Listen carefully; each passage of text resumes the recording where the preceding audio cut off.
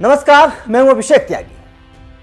हाल ही में जो किसान बिल मोदी सरकार ने लागू किया है, उसके विरोध में किसान सड़कों पर हैं।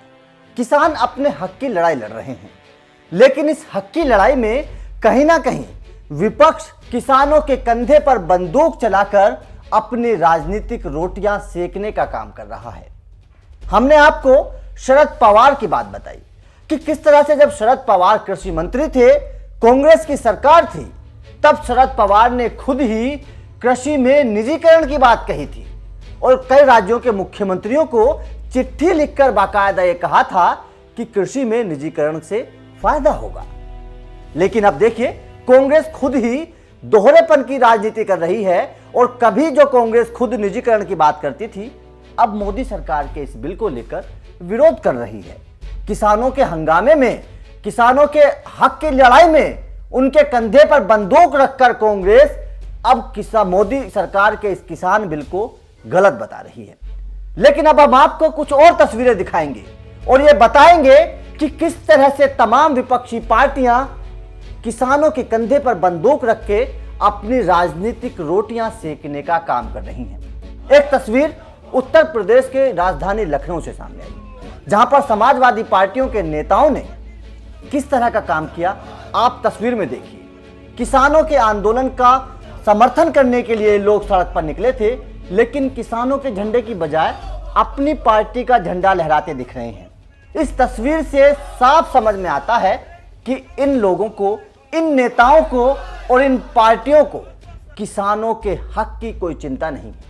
चिंता है तो बस ये कि इन्हें इनके वोटर मिलने चाहिए, इनके समर्थक मिलने चाहिए और किसानों के कंधे पर बंदूक रखकर इनको वोट हासिल होनी चाहिए। क्योंकि अगर इनको किसानों की चिंता होती तो ये किसानों के आंदोलन में किसी ट्रैक्टर की तस्वीर के साथ आते, किसी फसल की तस्वीर के साथ आते, लेकिन इन्होंने तो कुछ नहीं समझा और ये लोग अब अपनी साइकिल की तस्वीर के साथ आ गए हैं। दूसरी तस्वीर पश्चिम बंगाल से देखिए। ममता दीदी की सरकार है और वहां पर किस तरह का साम्राज्य है वो आप सब जानते हैं। किस तरह से वहां पे हिंदुओं पर अत्याचार होते हैं वो भी आप सब लोग जानते हैं।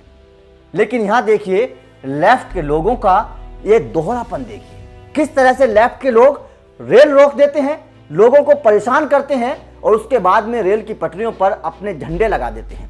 मतलब यहां भी लोग, ये लेफ्ट के तमाम नेता यहां भी अपनी राजनीतिक रोटियां सेकने का काम कर रहे हैं।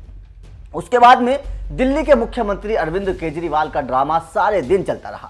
वो सारे दिन बीजेपी पर आरोप लगाते रहे कि वो केंद्र की दिल्ली पुलिस से मुझे नजरबंद करने की कोशिश कर रहे हैं। सारे दिन उन केजरीवाल का और उनके उप मुख्यमंत्री मनीष सिसोदिया का ड्रामा चलता रहा कि बीजेपी ने उन्हें नजरबंद कर दिया है।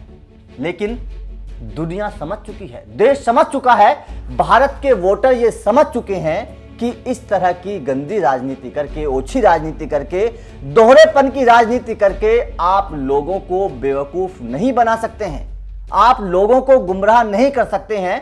किसान आंदोलन में किसान अपने हक की लड़ाई लड़ रहे हैं, सरकार उनकी मांगों को मान रही है और सरकार उनसे लगातार बात कर रही है। बातचीत का रास्ता खुला हुआ है।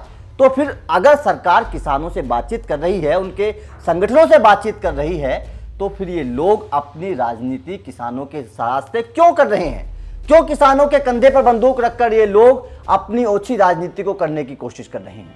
दोस्तों, आपको हमारी इस खबर पर क्या कहना है? क्या वास्तव में किसानों के हक की लड़ाई विपक्ष चाहता है? क्या वास्तव में विपक्ष किसानों के कंधे पर बंदूक रखकर चलानी चाहता है? आपका जो भी मानना है हमें कमेंट करके जरूर बताइए।